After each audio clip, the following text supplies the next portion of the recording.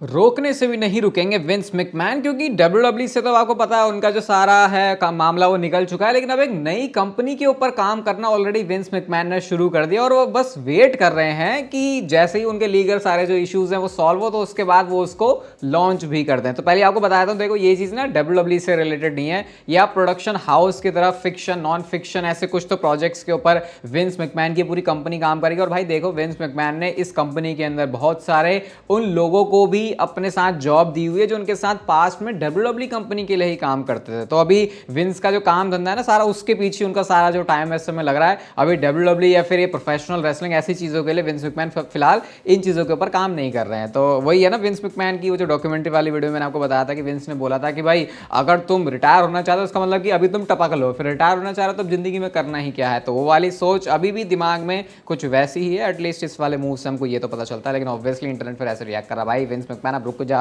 अब किसी को नहीं देखना। लेकिन ऐसे ही होता भाई, जो बिजनेसमैन वाले लोग होते हैं वो अपना काम करते रहते हैं, पैसा कमाते रहते हैं और ये सारा जो चीज़ें वो चलती रहती है। बट अभी केस वेस के चक्कर में थोड़ा सा मामला उनका गड़बड़ सा हो गया है। और वेलकम है आपका वॉइस ऑफ रेसलिंग के एक और नए एपिसोड में। आपको याद होगा 1 या 2 दिन पहले मैंने आपको वीडियो में बोला था कि इसको ना भगा के देखना, ना स्पीड आगे करके देखना, बिल्कुल नॉर्मल आराम से देखना। वो मैंने जस्ट इसलिए बोला था कि ताकि मुझे ये पता चल पाए कि जो वॉच टाइम है वो किस वजह से बढ़ता है घटता है। तो मुझे एज सच कोई खास डिफरेंस लगा नहीं। तो मैं समझ गया भाई जो अपनी ऑडियंस है वो वैसे भी भगा के या ज़्यादा नहीं देख रही, जो कि आजकल लोग करते हैं। और किसी ने मुझे कमेंट करके बोला था भाई कि आप थोड़ा स्लो बोलते हैं। पता है स्लो बोलना क्या होता है?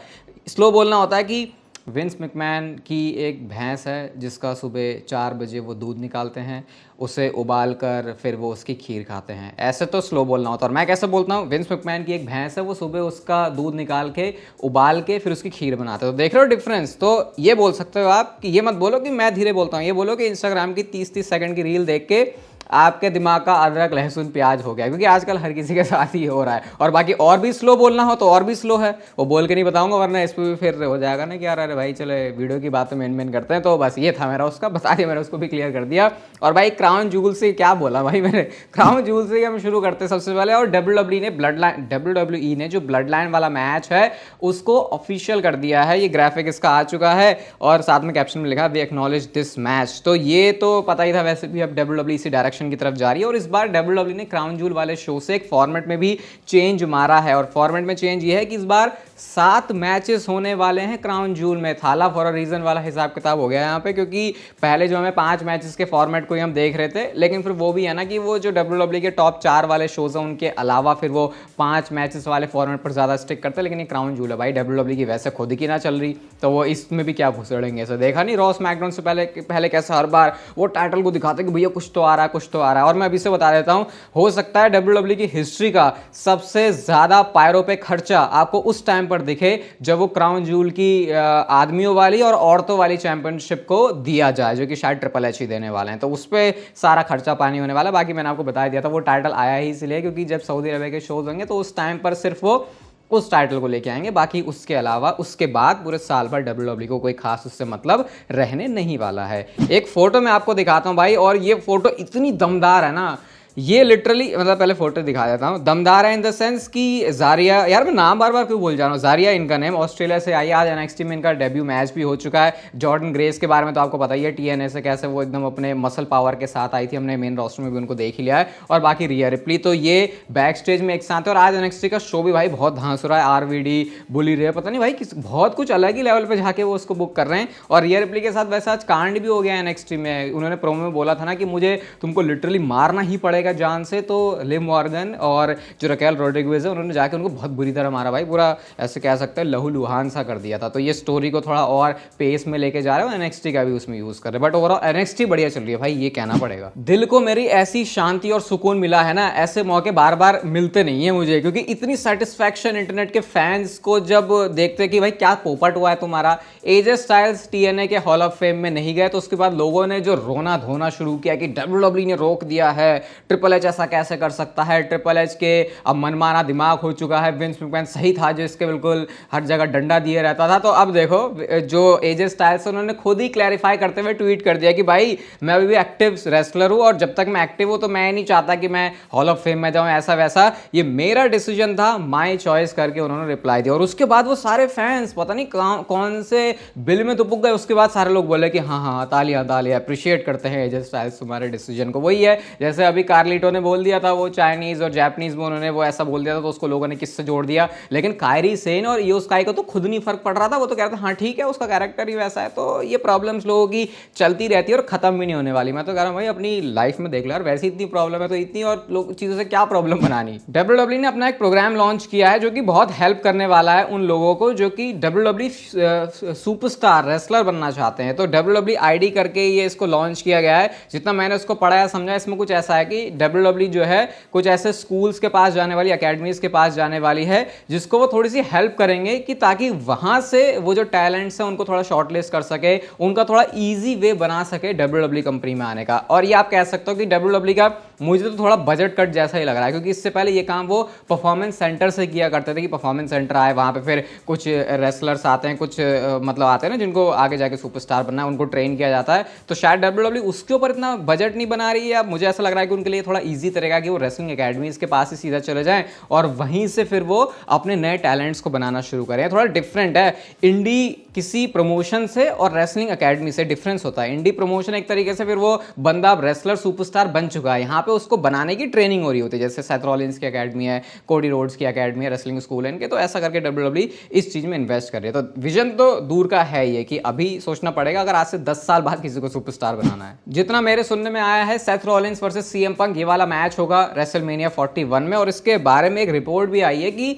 जो कि बहुत अच्छी बात है, डब्ल्यूडब्ल्यू का कोई भी प्लान नहीं है इसमें heel versus face, face versus heel ऐसा कुछ भी करने का। उनका सिर्फ प्लान है जो सीएम पंक का कैरेक्टर है, जो सेथ रॉलिंस का कैरेक्टर है, उसी कैरेक्टर को प्ले करेंगे और इसी तरीके से ही अपनी रेसलमेनिया के लिए जो फ्यूड है उसको बिल्ड करेंगे। एंड देन फिर रेसलमेनिया 41 में ये मैच होगा सेथ रॉलिंस और सीएम पंक का, जो कि मुझे लगता है सही डायरेक्शन भी है, क्योंकि यहाँ पे वही है ना भाई, तुमको ना सीएम पंक या सेथ रॉलिंस किसी को बुरा दिखाने की, अच्छा दिखाने की जरूरत है नहीं। वो बंदे ही अगर आप उसे रियल लाइफ के पर्सपेक्टिव में भी देखोगे तो एक दूसरे को वैसे ही इतना नापसंद करते हैं कि उनको फर्क भी नहीं पड़ता कि उनको कैरेक्टर क्या दिया जा रहा है। जैसे ड्रू मैकिंटायर और सीएम पंक की फ्यूड जितना एक्सपेक्ट नहीं किया था उससे ज्यादा बहुत बहुत ज्यादा पर्सनल हुई थी। तो यहां पर तो लोगों की एक्सपेक्टेशन है हो भाई, मेरी उम्मीदें बहुत ज्यादा हैं इससे। तो मैं तो अगर थोड़ा ठीक ठाक स्टफ भी होगा ना तो ज्यादा रेट नहीं करूंगा सीएम पंक और सेथ रॉलिंस को, क्योंकि मेरी डिमांड एक्सपेक्टेशन इनसे बहुत ज्यादा है। तो देखते हैं क्या इस पर डिलीवर कर रहे हैं या फिर नहीं। वैसे करेंगे अब तो, क्योंकि सीएम पंक ही एक वो थे जिनको लेके थोड़ा सा डाउट होता था कि यार एक बार इनको देख लो रिंग में करते हुए, सब कुछ सही चल रहा है। और सीएम पंक ने तो प्रूव कर ही दिया भाई, फ्रेजाइल फ्रेजाइल क्या भाई, मैं तो कितनी मैचेस कर सकता हूं। तो अब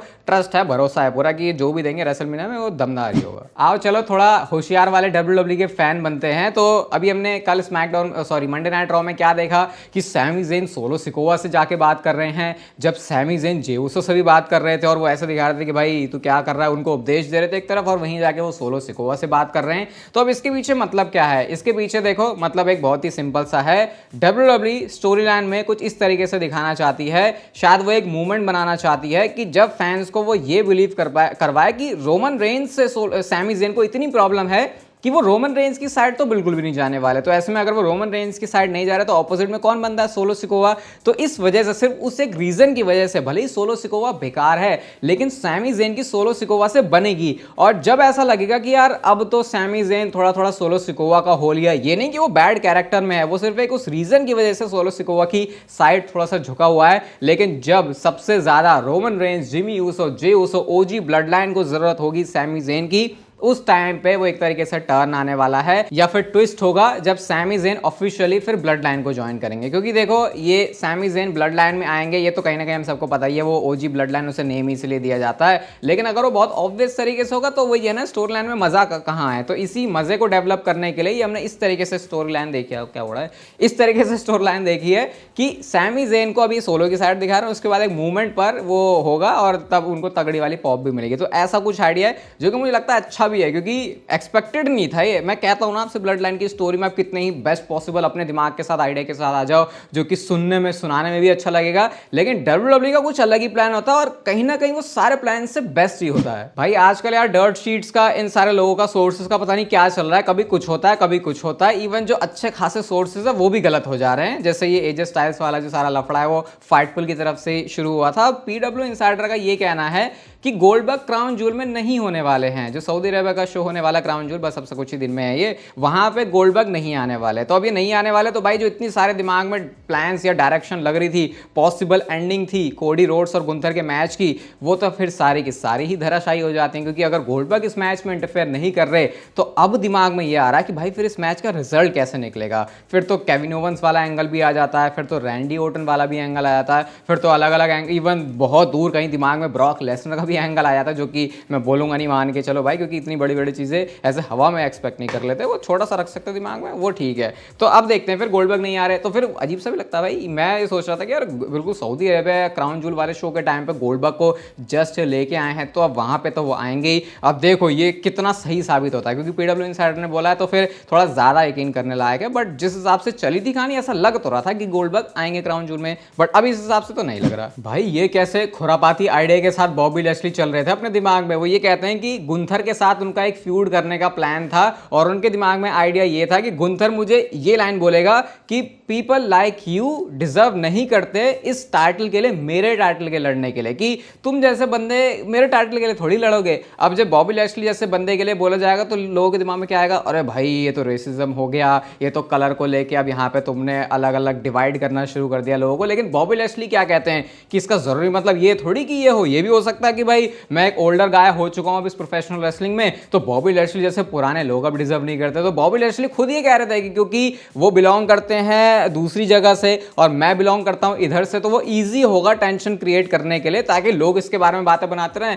और हम इसका स्टोरी लाइन में यूज कर सके। देखो भाई ये लोगों के, मतलब मैं तो इसको ये कहा जा सकता है कि लोगों के इमोशन के साथ खेलना है, लेकिन वो इमोशन भी क्या है, वो यही तो इमोशन है जो कार्लिटो ने बात बोल दी थी। तो भाई ऐसे पप्पू लोगों के साथ तो फिर खेलो जितना खेल सकते हो, उससे क्या होगा, लोगों की ज्यादा अटेंशन मिलेगी। और बॉबी लैशली जैसा बंदा खुद जिसको बोलोगे कि तुम रेसिज्म का वो विक्टिम है, वो खुद ऐसा आइडिया दे रहा था। सोचो कितना चिल लगता है, माहौल होता है अंदर से, लेकिन बाहर से फिर उसको कैसा बना दिया जाता है। और ओमोस के बारे में भी उन्होंने बोला, भाई देखो कैसे कैसे लोग हैं यार। उन्होंने बोला कि बहुत सारे लोग ओमोस को फायर करवाने के चक्कर में पड़े हुए थे, इसीलिए क्योंकि ओमोस जब रिंग में किसी के साथ होता है तो वो इतना, क्योंकि बलशाली है तो वो थोड़ा ज्यादा मार देता है, तो लोग फिर ऐसे करके बातें बना रहे थे कि यार इसको फायर करवा दिया जाए। लेकिन फिर बॉबी लैशली कहते हैं मैं क्रेडिट लूंगा इसका, मैंने ओमोस को बताया था ऐसे ऐसे ऐसे ऐसे करके, और बंदा उसके बाद थोड़ा फिर सही तरीके से चला, जिसमें ओमोस की कोई गलती नहीं। तो बॉबी लैशली थोड़े ज्यादा ओपन से हो गए WWE से जाने के बाद, ऑब्वियसली हर कोई बंदा हो भी जाता है, क्योंकि अब कोई रेस्ट्रिक्शन नहीं लगा ऊपर की क्या बोले या क्या ना बोले। इस नई वाली ब्लड लाइन में, नहीं पुरानी वाली ब्लड लाइन में, लेकिन जो न्यू फॉर्म हो रही है इस ब्लड लाइन में, ये Roman Reigns, Jimmy Uso, Jey Uso, ये जो भी आप करने वाले हैं, इसमें एक आपको डिफरेंस दिखने वाला है पहले वाली ब्लड लाइन में, पहले वाली ब्लड लाइन से कंपैरिजन में। और वो चीज